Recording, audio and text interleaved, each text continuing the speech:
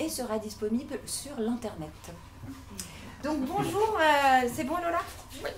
Bonjour à toutes et à tous. Merci beaucoup d'être venus, encore une fois, aussi nombreux pour ce dernier apéro avant les vacances et l'été.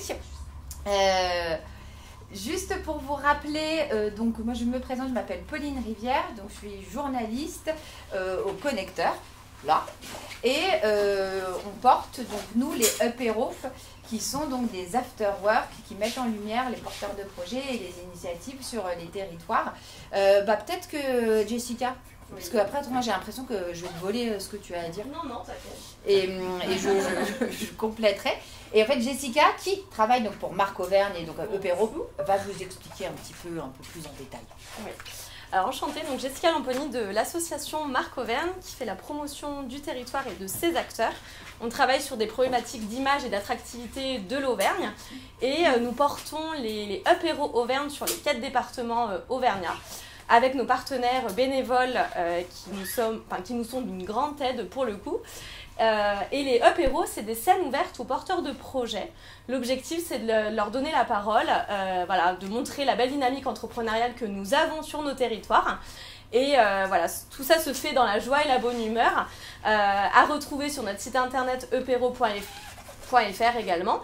Et sur nos réseaux sociaux aussi, vous pouvez retrouver l'agenda de nos événements. Donc n'hésitez pas à venir, que ce soit à Clermont-Ferrand, que ce soit aussi dans les autres départements, dans le Cantal, en Haute-Loire et également dans l'Allier. Vous êtes les bienvenus. Merci beaucoup.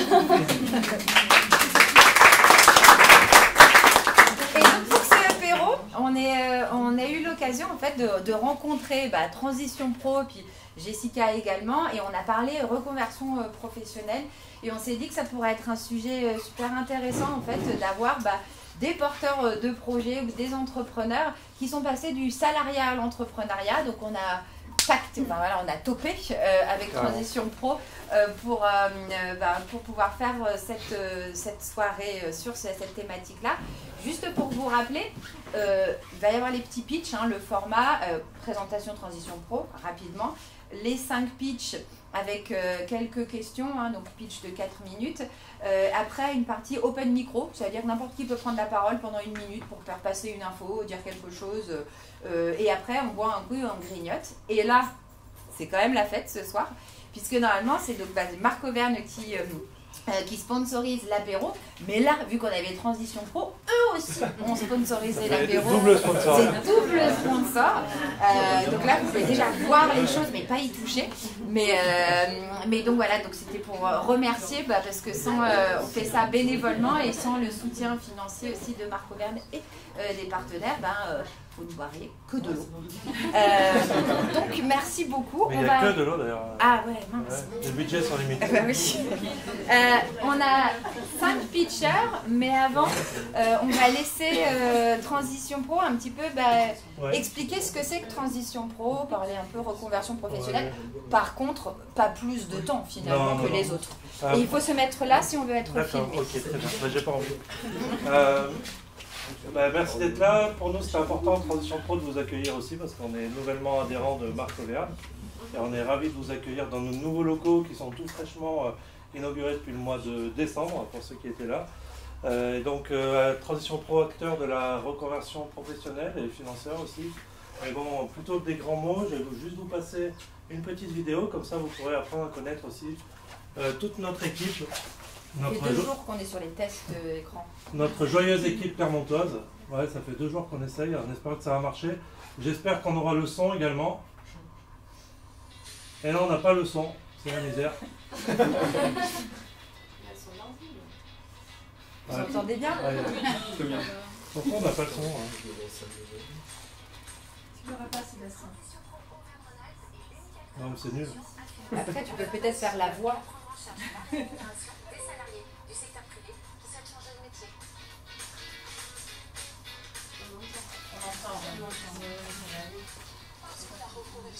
faut juste enlever la fenêtre.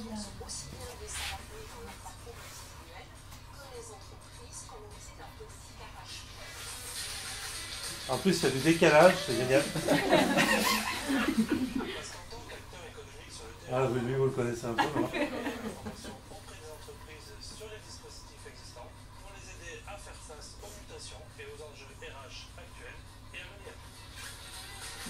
Vu que c'est une version étrangère, le doublage est pas terrible.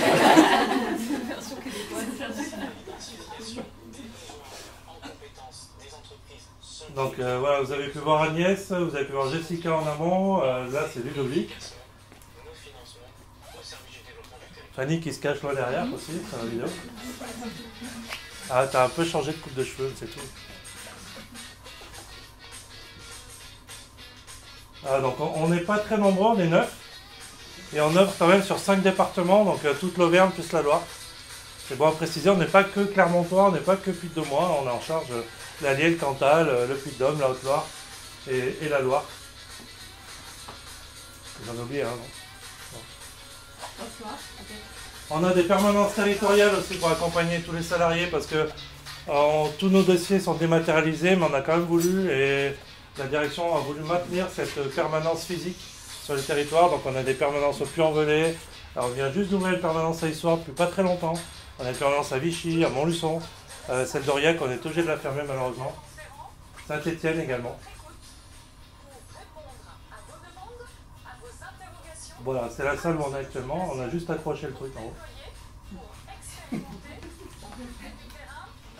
Là, je les connais pas. C'est figurant. Exactement. C'est le directeur d'un autre pro quand même. Ah. Autant pour moi. C'est le masque.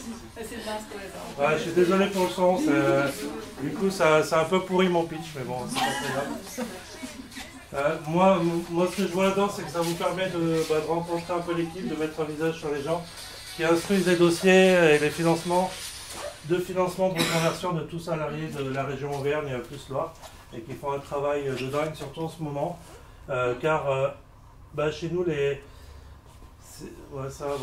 métiers porteurs, ça vous intéresse. Chez nous, les saisons sont très... On a une activité très saisonnière, on va dire. Et aujourd'hui, là, les mois de mai, juin, juillet, on est vraiment en gros boom au niveau d'activité. On a un gros pic d'activité. Donc merci à tous mes collègues. Et puis je vais laisser la place aux personnes qui ont pu matcher du salariat à la reconversion. Mais j'ai une question, Sébastien. Oui, dites-moi. Imaginons, nous avons dans la salle des gens qui se posent des questions, qui sont salariés et qui souhaiteraient peut-être basculer du salariat à l'entrepreneuriat. Oui. Qu'est-ce qu'ils font? Ils viennent ici, comme ça, ils poussent la porte. Comment est-ce que ça se passe dans les faits? Il y a plein de solutions. Il faut venir par là. Ah, pardon. Il y a plusieurs solutions en fait. Donc effectivement, il faut venir pousser la porte ici. Donc il y a des horaires de permanence. On est ouvert du lundi au vendredi. De 8h30 à 17h. C'est ça. 19 le lundi. Donc 19h, c'est pas tous les jours. Sauf il n'y a que le lundi où on est ouvert jusqu'à 19h. Le vendredi après-midi, on est fermé.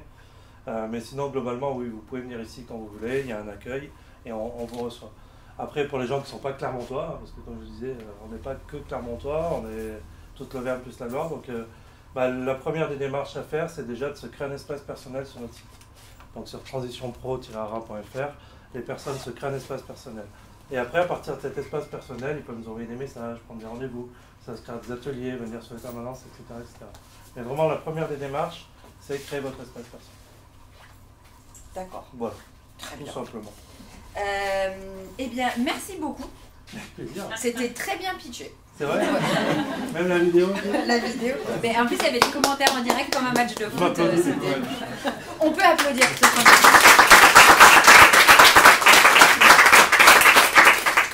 Et du coup,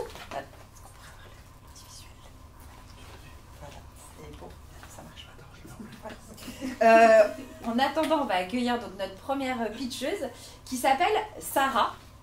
Et elle dit, je voudrais bien passer en premier, comme ça c'est fait. Et juste, parce que c'est un exemple, et peut-être qu'on ne le dit pas assez, Sarah, à la base, elle avait hyper peur de venir présenter son projet. Et c'est quelqu'un qui a capté, hein, en disant, m'envoyer un message, en disant, oui, là, il y a quelqu'un que je connais, qui est vraiment très bien, qui a un projet, mais elle ne veut pas parler. Si vous avez dans votre entourage des gens qui font des choses très très bien, mais qui n'osent pas peut-être prendre la parole, vous me contactez, moi je les contacte, et après, finalement, il est toujours par les persuader.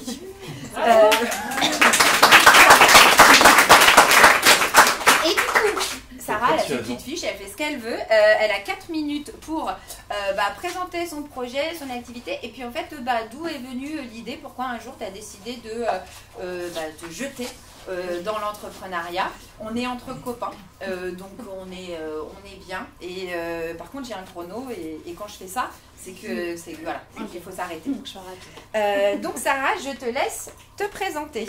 Alors du coup, c'est Sarah, hein, on l'avait compris, j'ai 30 ans, j'habite à Vic-le-Comte et j'ai un petit garçon de 2 ans et demi et un conjoint qui ici c'est Sarah. Et en fait, j'ai fait 10 ans dans le prêt-à-porter et pendant ces 10 années, j'ai commencé en tant que vendeuse et au bout de 2 ans, je suis devenue responsable de magasin. Donc les 6 premières années de cette responsabilité, j'ai adoré, je me suis vraiment amusée, c'était super, faire évoluer le magasin, faire évoluer mon équipe et évoluer aussi moi-même. Et les 2 années d'après, c'était plus compliqué. Déjà, j'ai eu mon petit garçon, donc j'ai eu le temps de réfléchir vraiment à ce qui me plaisait. Et je me suis rendu compte que j'avais envie de faire quelque chose d'un peu plus créatif. Donc voilà, je voulais être un peu plus créative. Donc j'ai pris beaucoup de temps pour me remettre en question, voir ce que j'aimais faire. Je suis passée par un bilan de compétences que j'ai fait avec une psychologue du travail. Et du coup, alors à la fin de ce bilan de compétences, je me suis rendu compte qu'il n'y avait pas de métier précis que je pouvais faire. Je rentrais pas dans une case. Donc je me suis dit, fichu. Donc j'ai réfléchi à ce que je pouvais faire, ce que je savais faire vraiment. Et donc, à force de me balader dans les brocantes, dans les magasins de seconde main, Emmaüs, etc., je me suis rendu compte que j'adorais la décoration du coup de seconde main. Et quand on a acheté la maison avec mon conjoint, j'ai refait toute la décoration de la maison ainsi que la chambre de mon fils uniquement en seconde main. Et je crois que ça a bien plu parce qu'à chaque fois que quelqu'un venait, il me disait « Ah, c'est chouette, comment t'as fait ?» Donc j'expliquais, j'aimais bien, je faisais des peintures murales aussi. Et du coup, je me suis dit pourquoi pas me lancer dans la décoration de chambres d'enfants, qui est un secteur qui n'existe pas, du moins il existe des décorateurs d'intérieur et il existe des architectes d'intérieur, mais c'est pas ciblé uniquement pour les enfants. Donc je me suis dit allons-y, en plus ça prenait toutes mes compétences, tout était lié. Donc je me suis lancée, j'ai créé mon business plan de mon côté. Ça ressemblait pas à grand chose, alors j'ai été toquée à la porte de BGE et BGE m'a aidé à créer un vrai dossier que j'ai pu emmener à la banque. J'ai pu rencontrer plein de personnes, donc des banquiers, des comptables et aussi d'autres porteurs de projets, donc c'était très rassurant de voir qu'il y avait d'autres personnes qui se lançaient et qu'il y avait plein de personnes pour accompagner. Donc BGE m'a beaucoup aidée et là ça fait quelques semaines que je me suis lancée et pour l'instant c'est plutôt prometteur. Donc voilà, j'espère ne pas retourner dans le salariat parce que j'aime beaucoup avoir toutes les casquettes d'auto-entrepreneur. Voilà.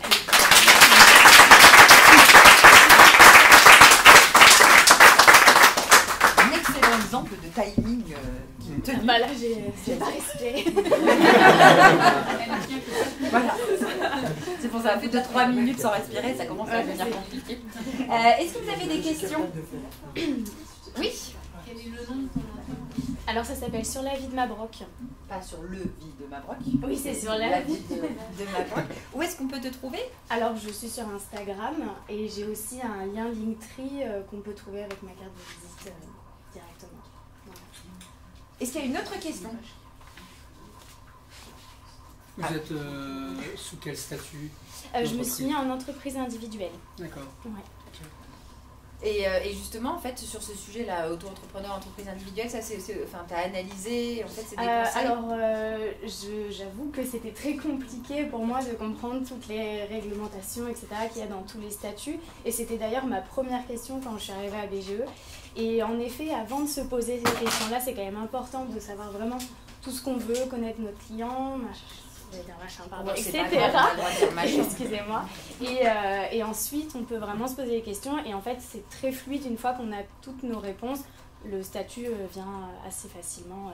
J'ai aussi, du coup, rencontré un comptable qui, lui, a pu aussi m'aiguiller plus facilement pour choisir mon statut. J'ai une autre question. Oui. Quelle est votre cible? Alors j'ai compris que c'était pour les enfants, les chambres d'enfants, tout ça. Mais votre cible précise? Alors du coup ce serait les parents. Plus précisément la maman, même si on est vraiment sur le coparent. Quel âge les parents? Là, ce serait à peu près une trentaine d'années. Oui, c'est ça. Après, j'ai envie de dire que c'est un peu pour tout le monde aussi, dans le sens où j'aimerais bien proposer en fait mon service dans une liste de naissance. Je sais que ça se fait beaucoup maintenant et souvent on se retrouve devant une liste vide et on ne sait pas quoi mettre dedans. Et en plus, du coup, on met plein de couleurs, plein de choses qui ne vont pas forcément ensemble. Et quand on reçoit tout, dans la chambre, c'est un peu dans tous les sens. Donc voilà, je proposerai ma prestation. Voilà.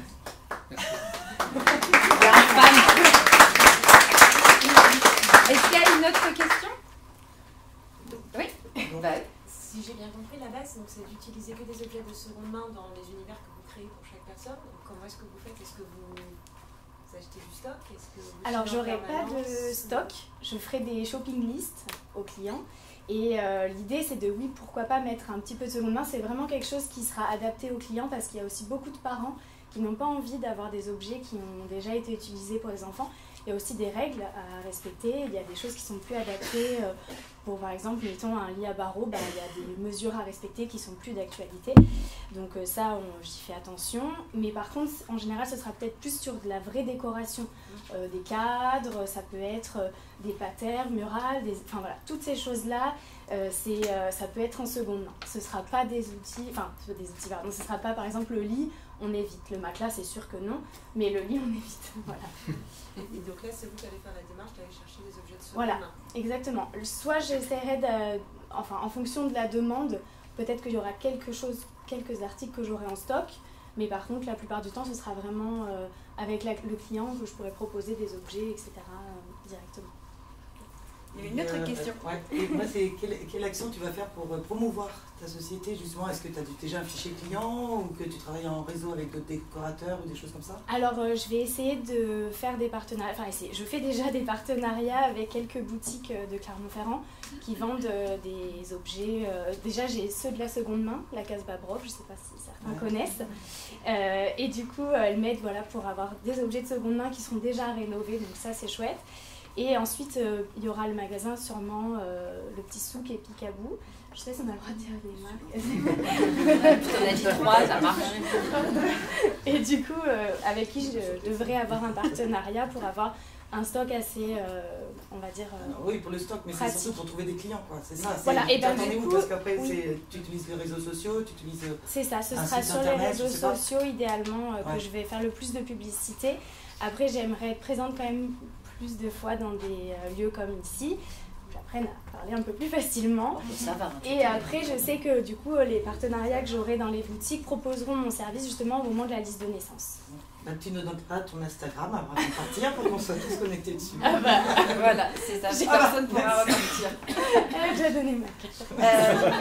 Et petite question, justement, ça serait quoi le conseil que tu donnerais à des personnes justement qui veulent sauter le pas, passer du salariat à l'entrepreneuriat? Même si, je le précise, ce soir, on a des porteurs de projets ou des entrepreneurs qui sont à différents stades d'avancement de leur projet. Au apéro, on s'en fiche, même ça peut être juste le début d'une idée. Si la personne elle est prête à parler, elle peut prendre la parole. Du coup, voilà, et c'est ça qui est intéressant aussi. Et du coup, toi, avec là où tu en es dans ton projet, ça serait quoi le conseil que tu donnerais? Déjà de prendre le temps de savoir de quoi on est capable et d'analyser en fait si vraiment il y a une clientèle derrière, parce qu'on peut vite être déçu aussi si ça fonctionne pas. Alors je me permets juste, je dis ça dans le sens où j'ai eu beaucoup d'idées avant celle-ci. J'ai voulu créer ma marque de vêtements, j'ai voulu avoir mon magasin à moi, et en fait en faisant les plans de financement, les business plans, etc., je me suis rendu compte que non, c'était pas viable, c'était pas possible. Donc bien se poser les questions, pour qui, pourquoi je veux faire ça, etc. Eh bien écoute, merci beaucoup. On peut applaudir ce premier.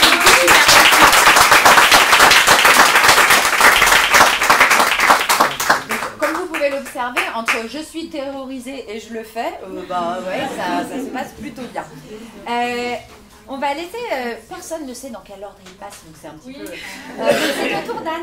justement, Anne Védrine, pareil, qui est venue 2 fois au Pérou, qui voulait pas, hein, on a insisté, puis après, voilà, donc vous pouvez venir plusieurs fois, puis comme bout d'un moment, quand on vous voit venir plusieurs fois, on vient vous voir, on essaie de se dire pourquoi, est-ce qu'il n'y aurait pas un projet derrière, et du coup, on a Anne. Donc Anne, je vais... Il y a quelqu'un qui n'a pas mis en silencieux. Je vais laisser 4 minutes pour présenter ton activité et hop, te mettre là. C'est bien. Non, là c'était mieux. Voilà. Et je lance les 4 minutes. Donc je m'appelle Anne, j'ai 41 ans et je suis décoratrice d'intérieur, comme ça. Mais moi je fais toute la maison. Donc je suis décoratrice depuis presque 6 mois maintenant. Avant, j'ai travaillé 20 ans dans le domaine bancaire, j'étais conseiller patrimonial. Et puis voilà, le temps a passé, un peu de pression, beaucoup de pression, plein d'idées, des remises en question. Et puis finalement, Covid, post-Covid. Et puis voilà, sur le ménage professionnel, beaucoup trop de pression. Voilà, tout s'est enchaîné très très rapidement. Et puis, donc j'ai été arrêtée. Pendant cet arrêt qui a duré 8 mois, j'ai été accompagnée, j'ai beaucoup réfléchi à ce que je voulais faire après, parce que, a priori, c'était plus possible la banque. Voilà, les valeurs de mon entreprise ne me correspondaient plus, il y avait plein de choses qui n'allaient plus. La médecine du travail m'a déclaré inapte, donc le problème a été résolu, il fallait partir. Donc voilà, j'ai eu pas mal de réflexions sur ce que je voulais faire. La décoration me plaisait depuis très très longtemps, décorer par moi-même encore plus. Et puis toujours cette veille sur la planète, l'écologie et puis ces questions environnementales qui moi me paraissaient importantes. Et donc j'ai voulu combiner les deux et donc j'ai décidé d'être décoratrice éco-responsable. Donc proposer aux autres finalement ce que moi je faisais chez moi, c'est-à-dire faire attention à ce qu'on met comme peinture, faire attention à ce qu'on utilise comme matériaux, comme mobilier, pourquoi pas réutiliser, transformer, voilà, ce qui existait déjà, parce que finalement ce qu'on a, finalement on l'aime, c'est juste que parfois il n'est pas à la bonne place, ou il n'est pas comme on voudrait qu'il soit, ou on l'a laissé dans un coin et on ne lui a pas donné la valeur qu'il avait finalement vraiment pour nous. Voilà, donc aujourd'hui, en fait, il faut savoir que la décoration, comme la mode, fait partie des premières sources de pollution dans le monde. On passe 90% de notre vie chez soi ou au bureau, ou en tout cas on est enfermé. Et on se rend compte que la pollution intérieure, elle est 5 à 10 fois plus importante que l'air qu'on respire à l'extérieur. Donc on se dit que finalement on s'autopollue. Et pourtant il y a des solutions à apporter. Et donc je me suis formée à la décoration. J'ai fait énormément de recherches sur les matériaux éco-responsables, les vraies marques qui proposaient en local des solutions autres que Ikea et Maison du Monde. J'ai fait attention au greenwashing, au label, aux normes, j'ai tout inspecté et j'ai sélectionné du coup des marques, des matériaux pour proposer aux autres, plus ou moins possible, des solutions alternatives à ce qui est accessible finalement très très facilement, puisque tout ce qu'on nous propose aujourd'hui finalement c'est de l'industrie et du déjà tout prêt. Voilà, donc aujourd'hui ce que je propose en fait c'est des conseils, des solutions, de la 3D, de la projection, de l'upcycling de meubles qu'on a déjà et du coup qui nous permet de garder du mobilier qu'on aime, mais de le remettre au goût du jour, de le remettre comme il devrait être finalement, c'est-à-dire de le revaloriser. Voilà, du réemploi, de la brocante, casse-baroque. Et puis voilà, et l'objectif c'est d'accompagner le plus de monde possible, particuliers et professionnels, dans cette transition.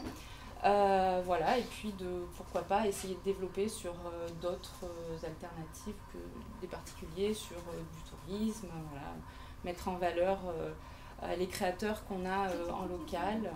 Et puis voilà. Et j'ai terminé, ça tombe bien.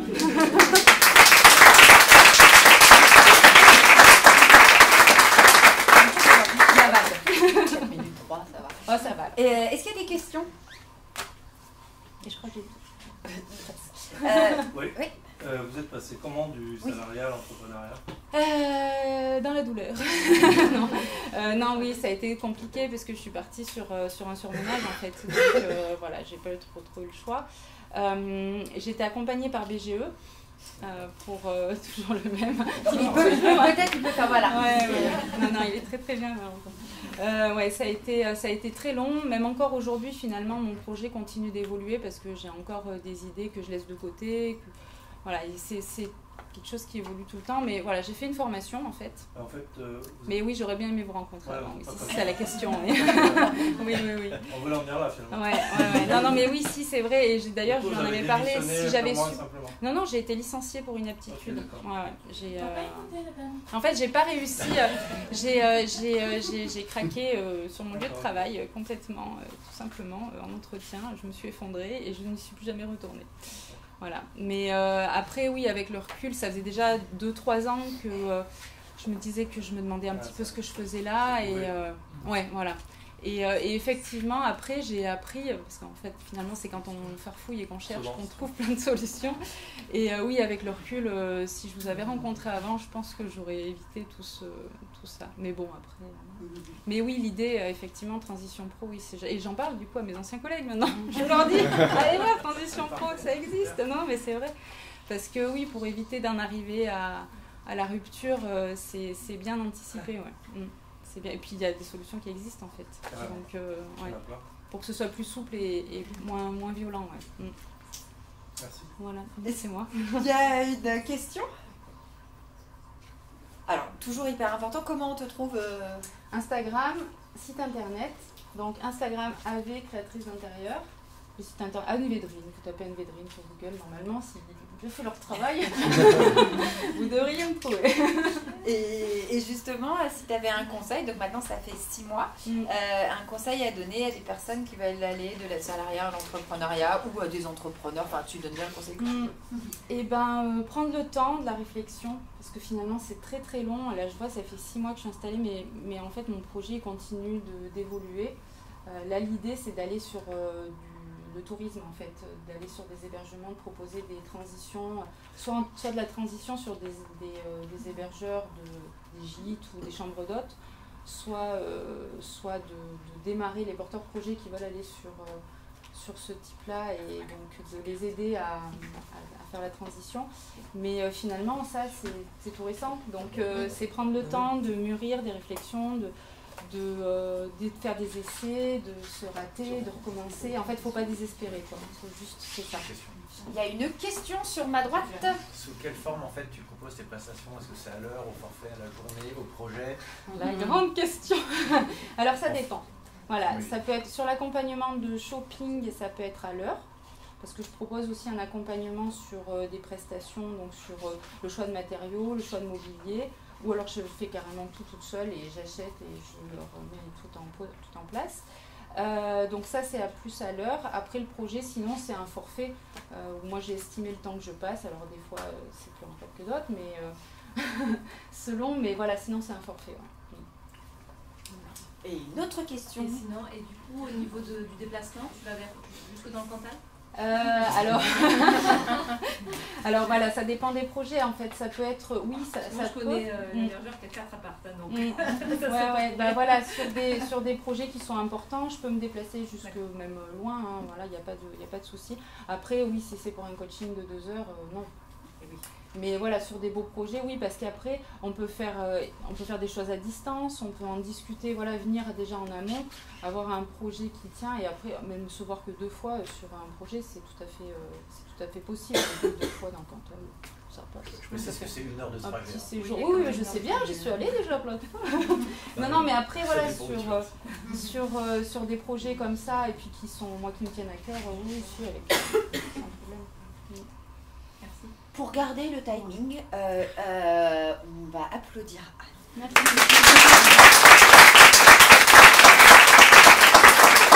Et Anne sera à votre disposition dans l'espace lounge bar derrière après. On va poursuivre parce que là vous vous dites, oh là là, c'est vrai que c'est un apéro très féminin. Et du coup on va laisser la parole à un peu Bah, Frédéric. Bon, voilà. C'est pas le bon logo. C'est pas le bon. Non, c'est le dernier. Hop là, de DT Fleet Solutions et pas du tout Fleet Solutions, voilà, parce qu'il ne faut pas se tromper. Et ben, je te laisse la parole. Tu as 4 minutes pour nous raconter ton parcours et ton projet. Très bien. Bien, tout d'abord, bonjour à toutes et à tous. Je m'appelle Frédéric Fouquet. J'ai 42 ans et je vous présente du coup mon parcours pour DT Fleet Solutions. Donc j'ai 42 ans, j'ai commencé dans l'automobile il y a maintenant 22 ans parce que je suis un jeune passionné d'automobile depuis enfant. J'ai toujours voulu vendre des voitures et satisfaire des clients et voir beaucoup de monde et avoir du contact avec les clients. Donc j'ai passé 22 ans soit chez Peugeot, Renault et ensuite Volkswagen. J'ai évolué en étant vendeur et ensuite chef des ventes. Et en début d'année, j'ai eu une petite épreuve de surmenage également. Un beau matin, je n'ai pas réussi à aller au travail, puisque du coup j'avais pas mal de pression liée aux équipes, liée aux résultats. Et je ne suis jamais retourné. Donc c'était le 27 janvier. C'était le 27 janvier et du coup c'était pour moi un avertissement fort sur le fait que le travail que je pouvais faire jusqu'à présent n'était plus forcément adapté à mes valeurs. Plutôt que de me morfondre, entre guillemets, en étant en arrêt, etc., je me suis dit que la meilleure façon de ressortir la tête de l'eau, c'était d'avoir un nouveau projet. C'est pourquoi je me suis dit, je vais me projeter sur la création d'une entreprise, toujours en lien avec les véhicules, la vente de véhicules surtout aux sociétés, sur le territoire de Clermont-Ferrand et de l'Auvergne. Ainsi, donc, j'ai pris contact avec une conseillère en évolution professionnelle, avec qui m'a permis de structurer un petit peu tout ça. Ensuite, le BGE avec Vincent Madelmont, qui m'a beaucoup accompagné et qui m'accompagne encore. Et du coup, petit à petit, j'ai tout proposé, mon petit business model, et donc j'ai posé mon dossier démissionnaire au mois de février, fin février, pour avoir une réponse favorable au 15 mars, puisque du coup, donc, le conseil avait dit que mon projet était sérieux. Donc j'étais assez rassuré sur ce coup-là. Donc petit à petit, j'ai démissionné et donc j'ai créé l'entreprise. Donc l'entreprise DT Fleet Solutions existe depuis 3 semaines. Donc c'est tout frais, le cabis est encore chaud. Le DT Fleet Solutions, en fait, c'est une entreprise qui propose 3 piliers en fait, dédiés aux ventes de véhicules aux sociétés, de manière à décarboner un petit peu de manière à diminuer l'impact carbone des flottes automobiles sur le territoire clermontois et auvergnat. Comment je procède à tout ça? En fait, j'externalise la gestion du parc automobile des entreprises et des collectivités locales. Donc les entreprises qui ont entre 5 et 80 véhicules. Je prends à ma charge, entre guillemets, toute la gestion du parc, la transition écologique de leur parc également. Également, je suis courtier, entre guillemets, où les clients vont me donner un mandat de recherche d'un véhicule, de manière à ce que je puisse solliciter l'ensemble des interlocuteurs toujours du territoire clermontois et auvergnat, de manière à trouver la meilleure solution de mobilité, parce que maintenant on parle plus de mobilité que de voiture, de mobilité adaptée aux besoins du client. Parce que je me suis aperçu que petit à petit on se perdait tous. Quand on est chez un concessionnaire, on propose que le véhicule qu'on a dans la porte et on ne propose pas forcément ce dont le client a besoin. Et là en fait moi je suis totalement indépendant. Et en fait, moi, je suis simplement dépendant de mon client. Donc, c'est le client qui est au centre de mon projet. En fait, il y a 4 pièces du puzzle, on va dire 3 pièces du puzzle et une pièce au milieu. La pièce au milieu, c'est le client. Voilà, donc, et après, moi, je rassemble tout ça au milieu du business, entre guillemets. Donc, le courtage, véhicule sans permis, véhicule utilitaire, la trottinette électrique, le vélo cargo, le vélo électrique, tout ce qui roule, tout ce qui a des roues, je peux y aller. Et également, du coup, je me suis dit, parce que j'étais manager, je me suis dit, j'aimais bien malgré tout le contact avec les vendeurs, avec les gens, avec les professionnels de mon métier. Et du coup, je fais de la formation. Voilà.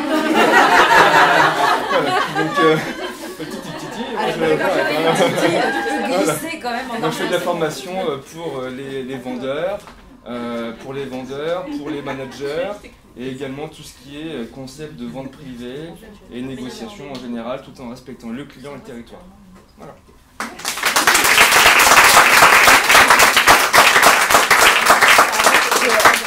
Je le précise pour les autres. Quand je fais le tititit, c'est pas le coup près qui tombe. C'est la claque, donc c'est pour ça que j'arrête. Et le micro, vous sortez de la scène. Tout va bien, vous avez comme si, voilà. Est-ce que vous avez des questions? Le statut de société. SASU. SASU. Et du coup, j'ai pris des bureaux, je l'ai pas dit. Hein. J'ai pris des bureaux aussi. Je suis au 27 rue Jean Claret, je suis en pépinière d'entreprise de Clermont-Co. Et pas Clermont-Auvergne Métropole, pardon. Et c'est CCI qui m'avait conseillé ce coup-là. Parce que j'ai essayé de prendre plein d'infos à droite à gauche. C'était plutôt super intéressant d'ailleurs. De se nourrir des différents services qui sont au service des porteurs de projets. Et du coup, est-ce que tu es passé par Transition Pro, toi, ou pas? Oui, pour le protocole démissionnaire, en fait, j'avais contacté... Qu'est-ce que c'est que le protocole démissionnaire? En fait, d'abord, j'ai contacté Sébastien sur LinkedIn pour avoir un contact avec quelqu'un de Transition Pro. Dans la minute ou dans la demi-heure qui a suivi, j'ai eu un contact. Dans la minute ou dans la demi-heure? C'est minute, demi-heure, ça passe vite. Donc très rapidement, j'ai eu un contact qui m'a expliqué que en fait, le protocole démissionnaire était valable seulement pour les collaborateurs qui avaient enchaîné, je crois, 2000 jours de travail, ou je sais plus combien, 1500 jours, ou je sais plus combien. 5 ans de travail sans arrêt, entre guillemets, ou au maximum il y a 4 jours ouvrables de possible, on va dire. Moi j'ai eu pile poil, en fait, j'avais changé d'employeur. J'avais fini le 29 décembre, j'ai repris le 4 janvier, et en fait j'étais à 3 jours, je suis passé nickel. Donc le protocole démissionnaire, en fait, permet d'éviter la carence de 3 ou 4 mois liés à la démission. Donc en fait, on fait tout un document pour définir le business model, l'étude de marché, comment on va monter l'entreprise, où ça en est dans le logo, dans le site internet, machin, patin, couffin, excusez-moi, un peu... Bon, ça va, patin, couffin. Machin, j'ai passé machin. Du coup, et en fait, du coup, on remplit tout ça, et il y a une commission tous les mois, si je ne dis pas de bêtises, qui permet de savoir si le projet est réel et sérieux. Et à partir de ce moment-là, eh bien, on peut démissionner. Avant, il ne faut pas y aller, il faut attendre un peu. Donc à partir de ce moment-là, il faut avertir l'employeur, on démissionne. Et du coup, ensuite, lorsqu'on est sur Pôle emploi, hop, on met ce document-là dans notre espace Pôle emploi. Et du coup, ils disent ok, c'est bon, ok, c'est bon, voilà, et c'est parti. Voilà. Oui. C'était assez fluide, hein, en fait, c'était super fluide. Franchement, j'ai commencé ça fin janvier, début février, assez rapidement. Et j'avais prévu d'ouvrir le 15 juin, j'ai ouvert le 14. Donc en fait, tout c'est plutôt, voilà. Même s'il a fallu des fois être un peu agile, mais c'était plutôt fluide. Là, il y a une question, ouais. Mais les véhicules d'occasion peuvent faire partie d'une flotte ou totalement, bien sûr, de plus en plus, parce qu'en plus avec les délais de livraison sur les véhicules neufs qui sont de plus en plus importants et les prix des voitures qui sont aussi de plus en plus importants, c'est bien sûr possible. Pour l'instant, je n'y suis pas trop allé, parce qu'il a fallu quand même un peu... parce que j'ai mis l'idée à la minute, donc il a fallu que je fasse un peu l'entonnoir. Mais après, je peux avoir les contacts suffisants pour pouvoir trouver des véhicules d'occasion. Même le rachat de véhicules, en fait, aussi. Racheter des véhicules. Et pourquoi d'été? Alors, en fait, pourquoi d'été? Là, il ne faut pas se moquer. En fait, je me suis dit qu'il fallait absolument rassembler les meilleurs interlocuteurs pour les clients, pour leur mobilité. Et en fait, j'ai mis d'été pour Dream Team, en fait. Voilà, pour rassembler tous les meilleurs interlocuteurs du territoire clermontois et auvergnat autour de la mobilité des entreprises auvergnates. Parce qu'en fait, on s'aperçoit que sur Clermont, il y a tout. En fait. Il n'y a pas besoin d'aller à... Je suis un peu chauvin, hein, je suis un peu auvergnat, mais après, est-ce qu'il faut aller un jour plus loin? Je dirais, hein, mais je veux dire, il y a tout. On a tout, en fait. On n'a pas à envier. Les verbatims. Je vois vos paroles. Avec plaisir. Il y avait une autre... Moi, c'était d'été. C'est marrant, ça intrigue. Hein. Ça, on révèle des secrets un petit peu. Comme ça, vous pourrez le mettre sur LinkedIn. C'est trompé. On n'a pas tagué. Tu as dit à partir de 5 véhicules? Oui, même un véhicule. C'est ce que j'avais demandé, on se connaît bien maintenant, donc... Oui, bien sûr. Bien sûr, c'est possible. Dans la gestion de parc automobile, on peut gérer à partir de un véhicule. Après, il n'y a pas grand chose à faire. Non. Ça serait un peu du vol que de faire payer un forfait sur la gestion de parc automobile, malgré tout.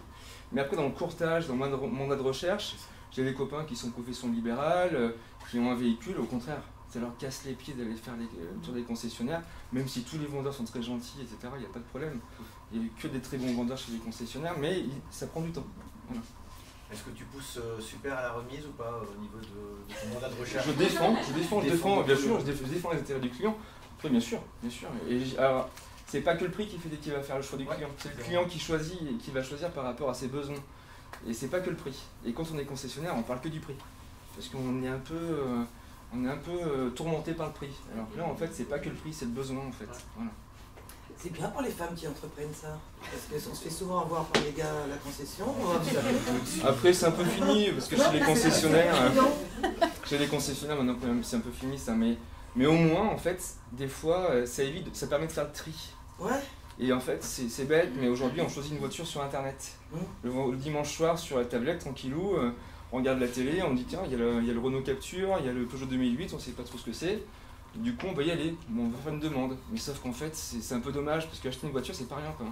C'est le deuxième achat derrière une maison, donc voilà, il faut y passer du temps, et le mauvais choix peut être très coûteux. Alors, toujours pour une question de timing, Pardon. Frédéric... Non, c'est qu'il y a plein de questions, oui. Du coup, mais c'est pour pas dépasser 10 minutes. Je suis totalement disponible dans l'espace lounge. Voilà, VIP qui se trouve donc derrière. Merci beaucoup, Frédéric.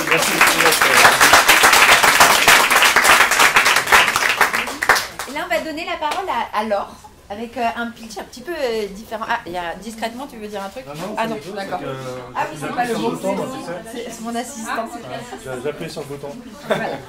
C'est important. Elle n'a pas les compétences. Bonsoir, donc je m'appelle Laure, j'ai 47 ans et alors moi ça va être un peu particulier parce que je ne me suis pas installée, je suis repartie en entreprise. Donc j'ai été assistante juridique chez les laboratoires Théa depuis 11 ans.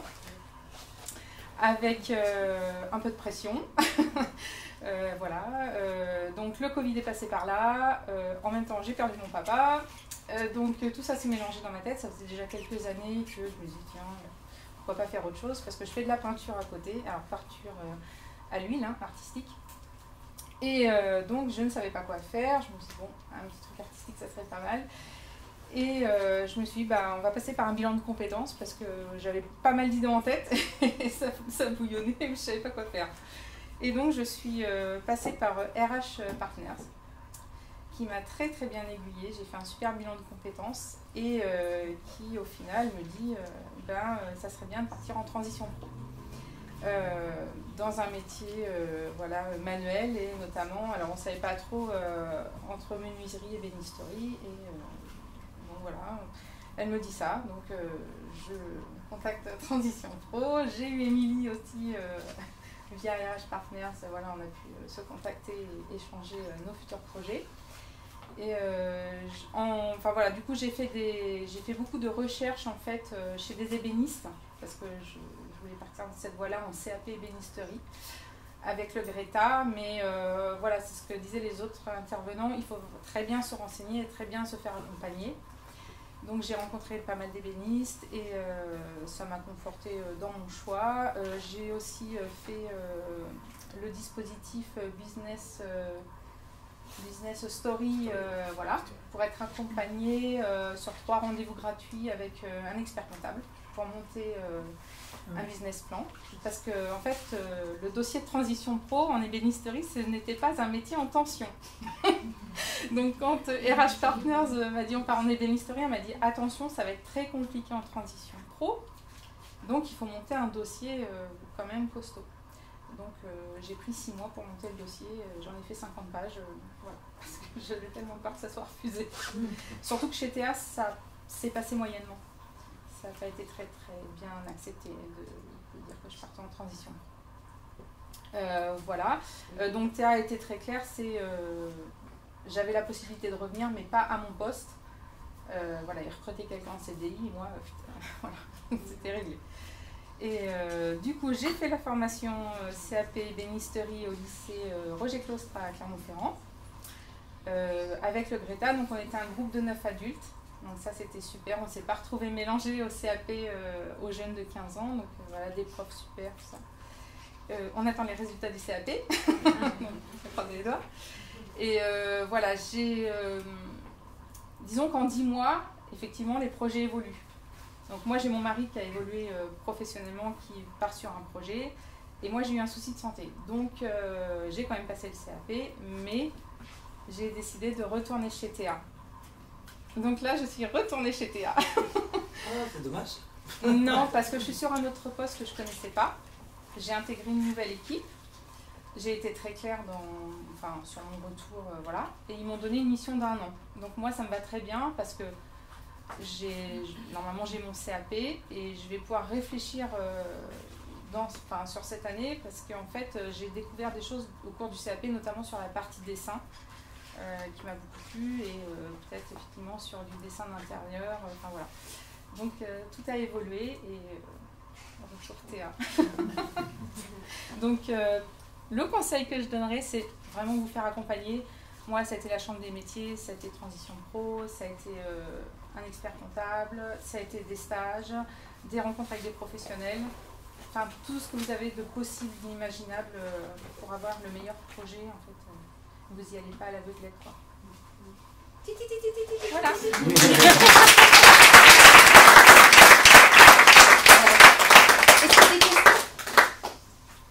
C'est bien qu'elle ait pitché parce que c'était complètement différent. Oui, c'est différent. Mais en fait, le projet, il est reporté quelque part. Alors, tout aller vers autre chose. Tout va dépendre de ma santé. Voilà. Donc, pour l'instant, reporté d'1 an. Ça va se décider dans pas longtemps. Si je peux, je ferai quelque chose pour aller au bout du projet. Voilà. Et petite question, quand tu es partie de Théa, est-ce que tu t'es pas posé la question en disant tiens, si je change de job ou de poste ou d'équipe, en fait ça pourrait non, parce que j'étais arrivée à un point où c'était plus possible. Ouais. Niveau pas pression, mais voilà, c'est un état d'esprit qui moi à l'époque ne me correspondait plus du tout. Et là je suis revenue justement, il y a des choses que j'avais pas réussi à dire. Et là, je suis revenue après 10 mois de CAP avec d'autres personnes, d'autres environnements, parce que j'ai rencontré des gens merveilleux qui venaient de différents horizons, qui n'avaient pas ma culture d'entreprise. Et du coup, je suis revenue en disant, mais ça, faut que je dise ça, faut que je dise ça. J'ai vraiment posé les choses. Donc, je suis revenue complètement différente. Ça m'a transformé la transition pro. Non, mais je le dis, parce que même si je ne vais pas au bout, c'est un vrai changement. Voilà. Parce que c'est quelque chose qui est important. Enfin, il y a aussi, on peut passer par des BGE, mais aussi par des incubateurs. Et en fait, souvent, ce qu'il dit, c'est parfois il faut aller aussi au bout d'une idée, d'un projet. Alors moi, c'est vraiment le conseil que j'ai, c'est il faut aller au bout de son projet, de son idée, se battre pour son dossier en transition pro, parce que c'est pas évident. Moi, je partais pas gagnante, parce que bénisterie, voilà, c'était des métiers qui ne sont pas très porteurs, on va dire. Là sur 9, il y en a 5 qui ont déjà un CDI. Donc les profs sont contents. Voilà. Bonne stat. Oui, bonne stat. Est-ce qu'il y a une autre question? C'était votre choix de partir sur un autre poste ou pas? Alors en fait, quand on retourne en entreprise, ils doivent nous trouver un poste équivalent. Donc ils m'ont fait des propositions. Et pour le coup, j'ai posé mes conditions et j'ai pu choisir. Ça, c'est important à retenir quand même. L'employeur a pour obligation. Oui, et ils m'ont fait signer un papier. Oui, ils m'ont fait signer un papier quand je suis revenue en disant que, voilà, que je réintégrais alors un poste différent, mais aux mêmes conditions de salaire, des avantages que j'avais avant de partir en transition pro. Voilà. Oui. Et avant le bilan de compétences, vous connaissiez Transition Pro? Vous connaissiez des façons de financer un projet? Non, du tout. C'est vraiment, pour le coup, le bilan et l'accompagnement de RH Partners qui m'a ouvert tout le champ des possibles, parce qu'elle m'a aussi proposé le dispositif démissionnaire. Mais je me suis dit non, je voulais pas démissionner par rapport à Théa. Voilà, je trouvais que c'était pas à moi de démissionner. Pour le coup. C'est beaucoup moins sécurisant. C'était moins sécurisant, et puis dans ma tête, non, c'était pas à moi de démissionner. Oui, humainement, ça peut être aussi compliqué quand on ne se sent pas en position de... C'est compliqué. Non, mais ça, voilà. C'est sûr. Mais voilà, j'avais vraiment cet accompagnement avec RH Partners, et je me suis dit non, je tente la transition pro, il n'y a pas de raison que ça passe pas, même si je savais que ça allait être compliqué. Et je crois que j'ai été un des rares aussi à être acceptée.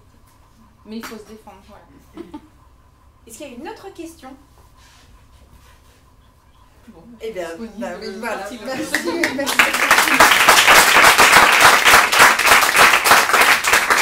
Et on va terminer enfin, puisque mon assistant n'est plus là, avec gère le lounge, avec donc Émilie. C'est grâce à Émilie que je suis rentrée en contact avec Laure, parce que Laure a parlé d'Émilie, vous ne savez pas qui est Émilie. Vous allez découvrir Émilie, qui a donc 4 minutes pour présenter son projet. Qui n'est plus un projet. Oui, ce projet, mais vraiment, son bébé. Oui, c'est ça, gros bébé. Donc, Émilie Néron, enchantée. J'ai créé un glacier artisanal que j'ai ouvert il y a 1 mois, place Saint-Pierre, donc au marché Saint-Pierre. L'histoire a commencé il y a 5 ans, quand à Clermont-Ferrand, un soir de septembre, j'avais envie de manger une glace et qu'il n'y avait pas de proposition, pas d'offre. Et là, je me suis dit, tiens, il y a une super opportunité de business à prendre sur Clermont, ça marcherait, on est dans une grande ville et ça n'existe pas. Et puis l'idée est restée dans un coin de ma tête.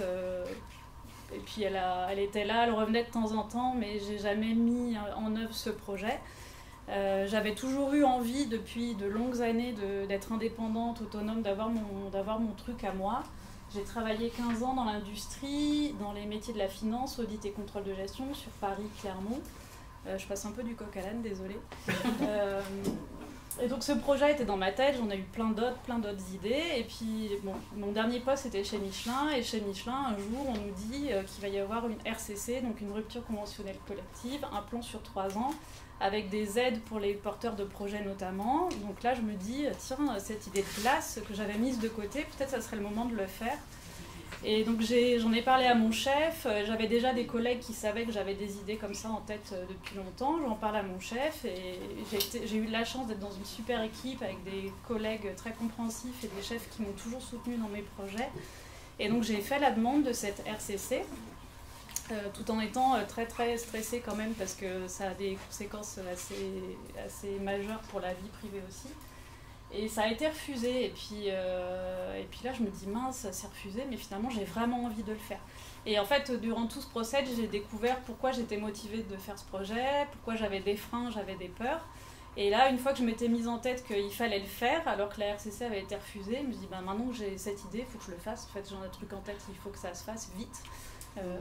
Donc après, Transition Pro, ça va pas, c'est fluide dans le cheminement des étapes, mais c'est pas forcément rapide. Une RCC non plus, monter un projet de glacier, il faut passer un CAP, c'est pas rapide. Si j'avais su que ça me prendrait 3 ans, je me serais peut-être pas lancée. Ça m'a pris 3 ans au total et finalement je suis allée jusqu'au bout. Et j'ai donc passé mon CAP par l'intermédiaire de Transition Pro à l'Institut des métiers de Saint-Étienne avec des périodes de stage et des périodes à l'école. J'ai fait des stages chez des glaciers et je suis rentrée en contact avec un réseau de glaciers. Ça m'a beaucoup aidé aussi à définir le projet qui, au départ, était juste une idée pour faire du business et voilà, faire un truc rentable et qui petit à petit s'est transformé parce que moi, ma vie perso s'est transformée aussi, mes valeurs ont changé, ont évolué et j'ai découvert que c'était un métier passionnant, technique, qui alliait tout ce que j'aimais faire en fait. Il y a de la gestion, c'est ma partie à moi. Il y a de la créativité, il y a de la gastronomie, j'ai toujours fait beaucoup de cuisine à la maison, de la créativité, on peut faire au fil des saisons et j'ai pu intégrer aussi dans mon projet toutes les valeurs qui me tiennent à cœur, c'est-à-dire tout faire à vélo ou à pied en ville. Donc j'ai mon labo, ma boutique, mon domicile, l'école de ma fille dans un rayon de 2 km, c'était l'objectif, pour pas trop rogner sur ma vie privée aussi et garder un équilibre entre le projet et la vie perso. Et donc après tout s'est bien enchaîné, j'ai fait ma formation, j'ai eu mon CAP et dans la foulée j'ai refait une demande de RCC chez Michelin qui a été validée et donc j'ai pu partir dans des super conditions de l'entreprise et donc j'ai financé ma formation par Transition Pro et ensuite je suis partie en pouvant bénéficier des aides Pôle emploi de Michelin.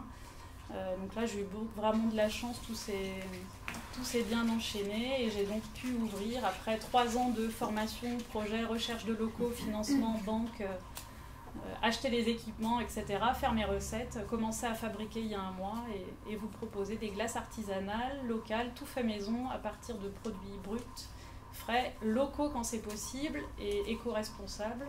En tout cas, j'essaye d'être raisonnée dans ma fabrication et mes transports. Sur Clermont. Est-ce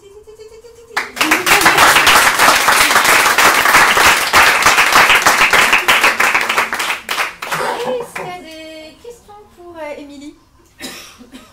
Juste Oui. En face de la Mignonne. Ouais, c'est ça, c'est pas loin de la Mignonne. C'est sur anciennement la Mignonne. Je fais partie du marché Saint-Pierre, mais je donne à l'extérieur. Donc j'ai une petite terrasse et je suis côté Mignonne, côté magasin de couture. Il y a un magasin qui vend des machines à coudre juste en face. Voilà. Donc côté rue des Gras. Elle commence à être parallèle. J'en ai entendu parler, j'ai beaucoup au marché Saint-Pierre aussi. J'en ai entendu parler en disant qu'il fallait goûter les glaces. Ah super, parce que je suis pas dans un passage, non on passe pas beaucoup, donc là c'est bouche à oreille, ça fait un mois et j'ai déjà des clients fidèles qui viennent tous les midis prendre leur petit dessert et qui recommandent, donc c'est super. Est-ce qu'il y a une autre question? Moi j'en ai une, en fait tu as été accompagnée, en fait, tu vois, parce que t'es passé par quel... Au début, je suis passée moi, en fait j'ai tout fait à contre-courant, c'est-à-dire que je comptais sur cette RCC, je l'ai pas eu. Après je voulais le faire, puis je voulais que ça aille vite. Donc j'ai cherché des moyens de faire financer ma formation et en cherchant sur internet, j'ai vu Transition Pro, j'ai vu sur le site du gouvernement ou je sais plus comment qu'il existait des dispositifs en France pour les salariés et j'ai commencé à me renseigner comme ça. Et mon premier dossier Transition Pro, il a été refusé parce que comme je me suis inscrite vite, j'ai écrit des trucs comme ça, j'ai pas fait de business plan, rien, donc forcément ça n'est pas passé. Après j'ai déposé un recours et là j'ai la dame du recours, je reconnais sa voix, en fait c'était ma voisine du premier étage qui m'a donné des infos un peu, je pense, en plus de celles qu'on donne, voilà. On s'est rencontrés et donc elle m'a conseillé, en fait elle m'a reboosté parce que moi je m'étais dit allez c'est bon, c'est mort, en tout cas c'est mort pour cette année. Et elle m'a dit non, ça peut faire partie des métiers un peu en tension pour le coup, la gastronomie, tout ça.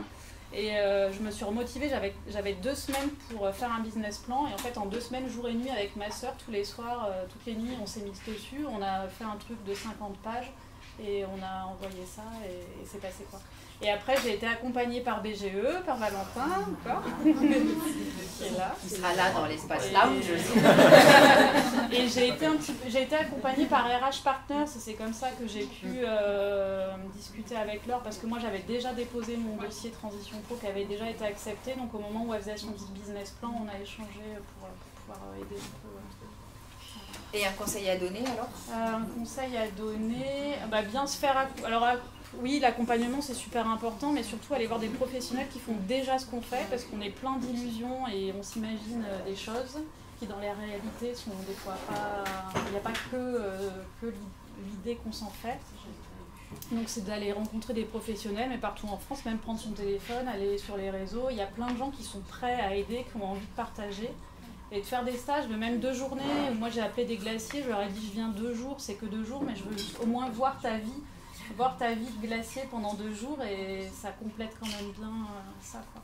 Et puis se faire confiance et se dire qu'on peut, parce qu'on est des fois découragé un peu par la famille, mais comment tu vas faire côté financier, ta fille, tu quittes un CDI, enfin bon bref, tout ce qu'on entend, voilà, tu vas bosser 15 heures par jour, tu n'auras pas de vacances pendant 5 ans, mais après si, on peut aussi décider de faire son projet avec des garde-fous, c'est-à-dire je me prends quand même 1 jour par semaine, alors peut-être pas beaucoup pour l'instant, mais je me prends tous mes dimanches, quand j'ai ma fille, je m'occupe que d'elle et je vais pas bosser. Et bon, il y a des ruptures de stock en ce moment chez le glacier parce que il y a plein aussi de soucis avec les fournisseurs, etc. Mais voilà, j'avais mes valeurs et j'ai réussi à faire mon projet selon mes valeurs. Tout faire à vélo, c'est possible. Se garder ses dimanches pour sa famille, c'est possible si on le veut. Alors on en reparlera dans 3 ans, hein, voir si je suis toujours là ou pas, mais je pense que c'est important ça. Oui. Est-ce que tu as... Donc Valentin de Est-ce que tu as récupéré ta vitrine Demain matin. Parce que là, j'avais pas de vitrine en main, j'aurais pas dû pouvoir ouvrir. Parce que le fournisseur ne m'a jamais livré ma vitrine. Mais je l'aurai demain. Et donc maintenant, les lundis soirs, si on a une envie de glace au marché Saint-Pierre, ça va jusqu'à le lundi, c'est fermé. Non, c'est fermé les dimanches et lundis. Mais parce que tout est fermé dans le cas. Bah oui, je sais. Bah non, le soir. Du coup, tu travailles le lundi. Oui, mais vous avez d'autres offres maintenant, parce qu'entre temps, il y a d'autres glaciers qui sont installés sur d'autres créneaux. Voilà. Dans 2 ans, en fait. Une dernière question? Donc tu as fermé pour être là, non? Non, j'ai quelqu'un. En fait, moi, je fais toute la production. J'ai 2 locaux, un laboratoire de fabrication et une boutique. Et donc j'ai dû recruter quelqu'un dès le démarrage pour pouvoir vendre parce que je pouvais pas être aux 2 endroits en même temps. Alors je vais quand même à la boutique au moins 1 heure par jour parce que les clients ont envie de me... Enfin, c'est bien que les clients puissent me voir, que moi aussi je puisse capter les retours, demander si ça plaît ou pas. Puis c'est important parce que tout seul au labo toute la journée, moi j'ai besoin de contacts sociaux un petit peu. Donc j'y vais 1 heure par jour et les samedis 1 fois sur 2. J'ai une question. Ouais. Faites des glaces à emporter, enfin, les Oui, pâtes. oui, des pots emportés. Oui, glace à la boule, en pot en cornet, pot à ramener à la maison, 1 demi-litre ou 800 millilitres. Avec le réseau Raboul aussi, en consigne. Ça, c'était important pour moi. J'avais envisagé de faire mon propre nettoyage et puis en fait, il y a ce réseau qui existe, donc autant s'en servir. Et je ferai des pâtisseries glacées dès que j'aurai reçu ma vitrine à pâtisserie, la 2e vitrine demain. Oui. Est-ce que tu fais tes cornets? Oui, je fais tout. Je fais tout, sinon je vends pas. Enfin, je vends que des choses que je fais moi-même. Oui. Et du coup, les cornets, quand il n'y en a plus, il n'y en a plus. À 17h30, il n'y en avait plus, il faudra attendre demain. Tu peux plus ça Oui. Dernière question, je me suis rappelé si tu fais des glaces sans lactose aussi ou pas? Non, il faut aller sur les sorbets. Ok. Ouais. Et sans sucre. Alors la glace sans sucre, c'est compliqué parce que le sucre, c'est ce qui apporte la texture à la glace. Et sinon, on mange un glaçon ou on met des additifs. Donc voilà, après, c'est une histoire de compromis. Vous concevez des glaces vous-même? Oui, je fais toutes mes recettes. D'accord. Ouais. Est-ce que vous les protégez? Non, je ne les protège pas, mais bon, pour Non, l'instant, elles sont dans mon ordinateur. Et puis, il y en a originaux. Ouais, il y en a qui protègent, mais en fait, tout le monde a bien... Je suis sûre qu'il y a un autre glacier qui fait exactement la recette que je fais moi, et on ne sait pas, en fait. Les palaces, je sais pas. Ouais. Et peut-être, ça se trouve, j'ai la même recette que le nôtre, mais par hasard, voilà, après, oui, c'est...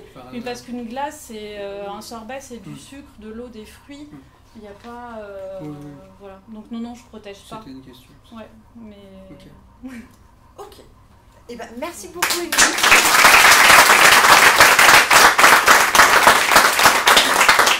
Vous avez dû commencer à entendre des cling, cling, cling, cling derrière. Mais avant, là, c'est la partie open micro. C'est-à-dire que si vous avez envie de prendre la parole, si vous avez un message à faire passer, une actualité ou voilà, dire quelque chose, vous venez là. Et vous avez 1 minute pour le faire. Alors parfois il y a des gens, parfois il n'y a personne. Est-ce que... Je peux venir. Eh ben allez hop. Moi je parle beaucoup. Et c'est 1 minute chrono. C'est vrai qu'il faut que je fasse qu'une minute. Là, Aurore, gros challenge. Non, c'est pas ça. Ouais, donc je m'appelle Aurore, j'ai 54 ans. Donc j'ai travaillé 30 ans dans le tourisme et je me suis installée dans le tourisme. J'ai fait une rupture conventionnelle dans le tourisme à la région il y a peu de temps. Et j'ai monté ma boîte tout de suite. J'ai eu des clients tout de suite. Et par contre, ce qui était bien aujourd'hui, c'est que justement, je remarque que je me suis fait mal accompagner. Parce que là, je m'aperçois, mon business plan, alors je gagne de l'argent, ma compta, je ne sais pas comment la faire. Je ne sais pas comment gérer tout ça, parce que j'ai créé ma société, j'ai fait marcher mon réseau que tu connais, et donc du coup, ça a marché tout de suite. Mais du coup, je m'aperçois qu'aujourd'hui, il faut vraiment cet accompagnement. Et justement, merci de cette journée, de cette... Hein ? Tu peux dire ce que tu veux. Ah oui, qu'est-ce que je fais? Donc, toi, si tu veux que je te présente des gîtes, des chambres d'hôtes ou des hôteliers, j'en connais plein. Voilà, donc je travaille sur tout ce qui est la commercialisation de produits touristiques. Je suis spécialisée dans le e-tourisme. Donc, du coup, je forme les professionnels du tourisme au nouveau métier. Et donc, je m'occupe beaucoup des offices de tourisme. 1 minute. Voilà, je forme aussi les offices de tourisme, mais je forme aussi les professionnels du tourisme à la commercialisation de leurs produits touristiques. Voilà. Merci beaucoup. Et donc, il faut se faire accompagner. Quelqu'un d'autre veut prendre la parole sur cet exercice d'1 minute? Oui, carrément. Il faut se faufiler, c'est un peu le challenge. Ça va bien se passer.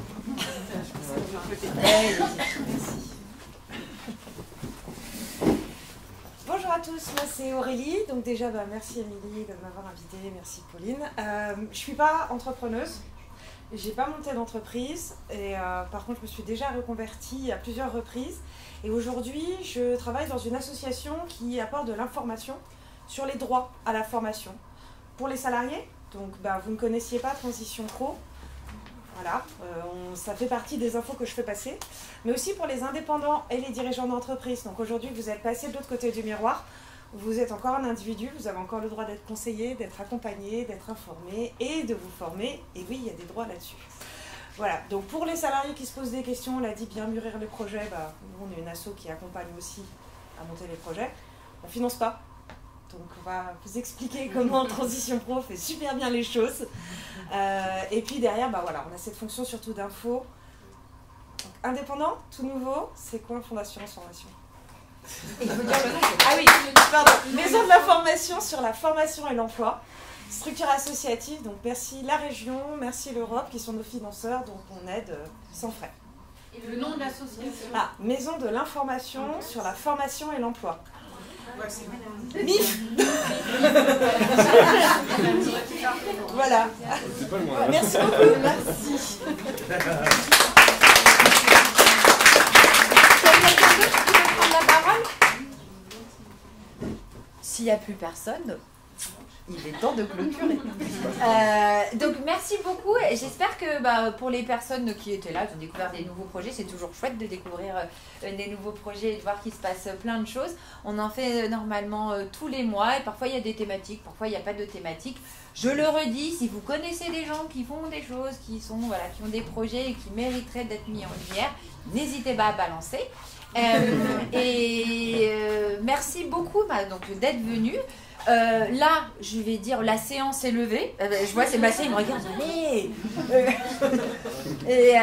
et donc, l'apéro local est préparé quand même par Transition Pro. Ça a été découpé avec amour. Les produits, les boissons sont locales. Vous allez découvrir plein de nouvelles choses. Il y a des glaces? Il n'y a pas des glaces.